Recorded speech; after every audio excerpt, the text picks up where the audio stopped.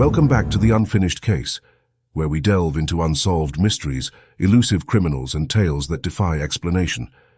Today, we're exploring one of America's most infamous unsolved cases, the mysterious hijacking of Northwest Orient Airlines Flight 305 by a man known only as D.B. Cooper.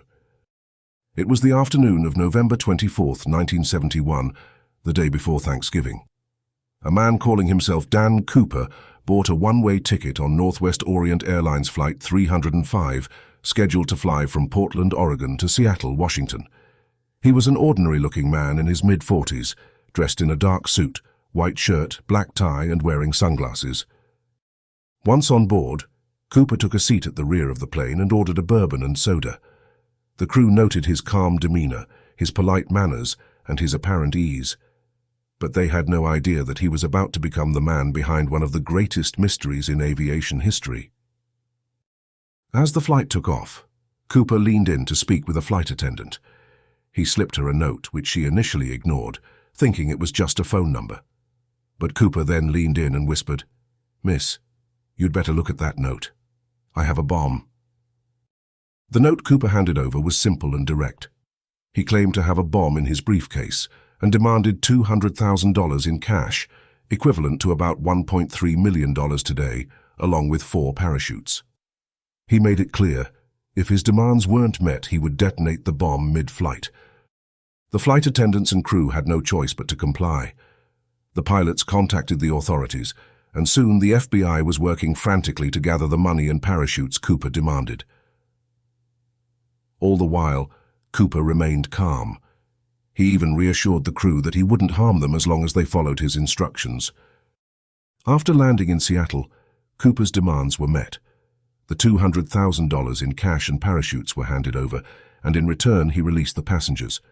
The only people left on board were Cooper, the pilots, a flight attendant, and the remaining crew. Cooper's next demand. He instructed the pilots to take off and head south toward Mexico City, but there was a catch. He specified the plane's altitude, speed, and even the angle of the wing flaps, which would allow him to jump from the plane mid-flight. It was around 8 p.m. when Flight 305 was somewhere over southwestern Washington. Cooper put on the parachute, opened the rear door of the plane, and with the $200,000 in tow, he leapt into the night. With no clear way of knowing where he landed or what happened afterward, Cooper seemed to vanish into thin air. The FBI launched one of the most extensive manhunts in history. They scoured miles of rugged forest, but Cooper was nowhere to be found. Search teams spent weeks combing through the dense forests of the Pacific Northwest, but no trace of the hijacker or the money was discovered.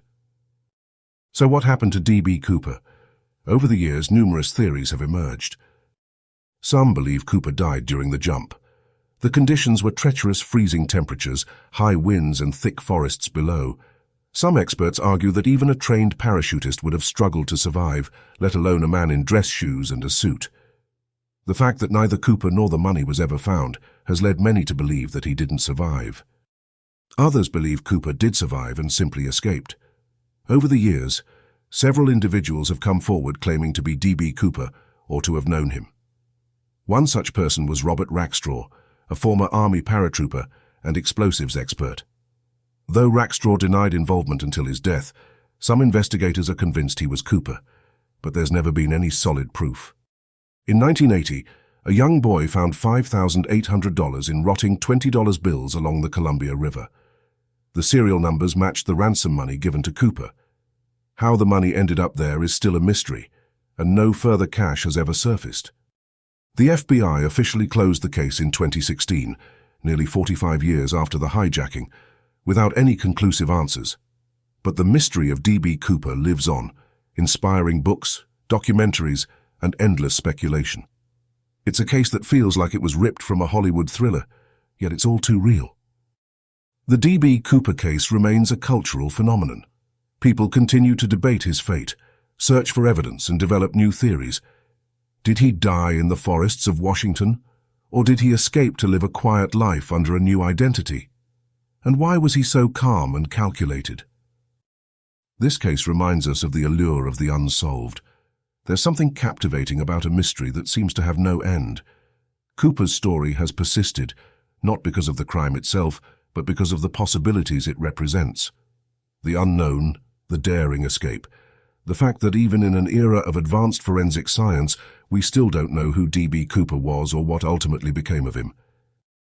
Thank you for joining us on this journey into the mystery of D.B. Cooper. If you enjoyed this episode of The Unfinished Case, be sure to subscribe and hit that notification bell to stay updated on all our unsolved mysteries. Leave a comment below with your thoughts on the case. Do you think D.B. Cooper survived the jump, or did he perish in the wilderness? Until next time, stay curious and stay safe.